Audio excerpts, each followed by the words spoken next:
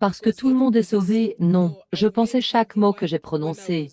Quand j'ai confessé et donné ma vie à Jésus, je le pensais parce que je savais d'où je venais.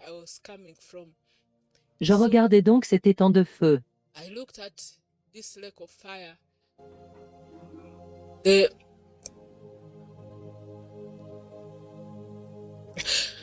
Sorry.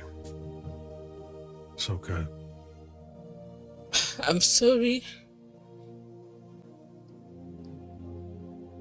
Yeah. C'est bon. Okay. J'ai regardé le premier stade de ce feu. C'était comme s'il y avait quelque chose qui lui donnait la vie. C'est comme s'il y avait un pilier, mais un pilier en forme de nez. C'est comme s'il y avait une épaisse fumée noire qui s'échappait de ce pilier, mais coulant jusqu'à ce lac. Depuis le pilier jusqu'au lac,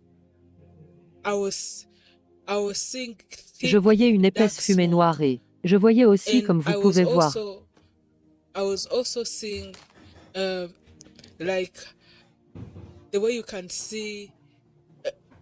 comme si, je ne sais pas comment expliquer, mais c'est du feu, mais c'est sombre, ça n'a pas de couleur. C'est du feu, mais c'est sombre. Comme quand vous voyez quelqu'un verser un liquide sombre. Mais ce liquide sombre est chaud, et j'avais soif, mais à en faire. Il n'y a pas d'eau, True. et je voulais que même si c'était une goutte d'eau, je n'avais pas accès à l'eau et pourtant là où nous étions sous l'eau dans le royaume sous-marin. Mais il n'y a pas d'eau. Nous ne pouvions pas accéder à l'eau. Et j'ai pleuré jusqu'à ce que je me suis sentie comme maintenant je ne peux plus pleurer. Aucune larme ne peut plus sortir. C'est juste de la sueur jusqu'à ce que je sente j'étais si sec. Je n'avais plus rien en moi pour me donner la vie. Ces musiciens chantent ce qu'ils vivent. Un musicien chantait « J'ai besoin d'eau pour m'aider ». Beaucoup de musiciens parlent de la soif. Ils disent qu'ils ont soif parce que leur âme a soif. Et à ce moment-là, j'ai réalisé que ce type de feu était loin d'être un feu normal, que je connaissais de notre monde dans lequel nous vivons. Le feu que nous connaissons est une chose non vivante. Il peut s'éteindre quelle que soit son intensité. À un certain moment, il s'éteint, mais l'autre feu grandit continuellement. La façon dont je l'ai vu hier, ce n'est pas comme ça qu'il sera aujourd'hui. Il ne cesse d'augmenter et de s'intensifier. Il a un pilier, il a une source. Ce n'est pas un genre de feu qui s'éteint. Donc si vous pensez que les gens vont brûler pendant un certain temps et qu'ensuite Dieu leur pardonnera, il n'y a rien de tel. Si tu y entres, c'est pour toujours. Et le fait est que l'âme, nos âmes ne meurent pas. Seul Dieu a le pouvoir de tuer ou de préserver. Donc il vous dit qu'il donne la vie éternelle. Nous choisissons entre la vie et la mort. Il nous a donné l'occasion de choisir, pendant que nous sommes encore en vie, le moment où le docteur dit qu'on ne peut plus rien faire. Il n'y a rien que nous puissions faire ou que nous pouvons faire pour sauver cette vie. Alors ça y est, c'est fini. Vous allez soit au paradis ou soit l'enfer. Et l'autre chose qui m'a choquée dans ce feu, c'est depuis mon enfance, j'ai peur des asticots, et des chenilles et des cafards. Dans ce feu, je voyais d'énormes asticots.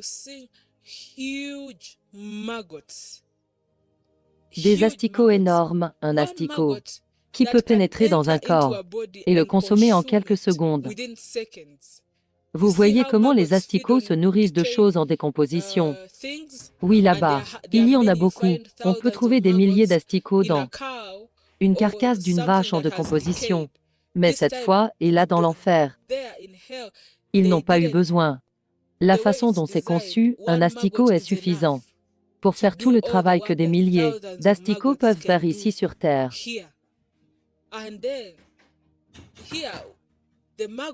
Ici, les asticots meurent quand on les brûle. Là, c'est comme s'ils se nourrissaient du feu.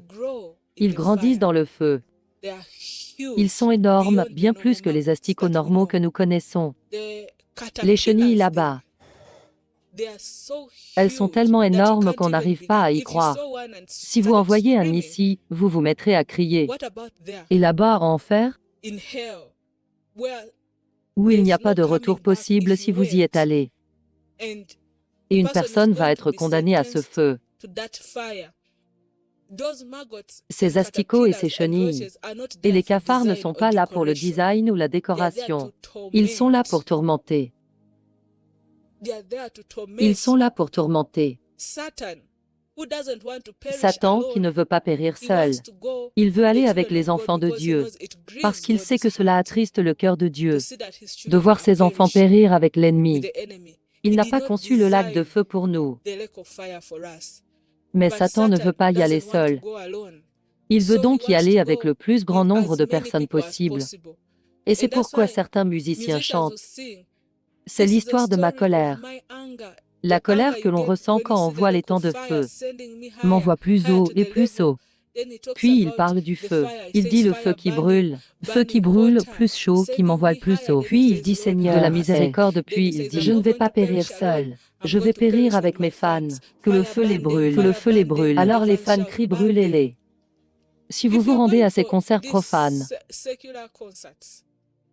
sachez qu'une personne qui a vendu son âme n'est pas votre ami. S'il peut renoncer à sa vie, qu'est-ce qui vous fait penser que ils sont là pour vous donner du bonheur et vous divertir?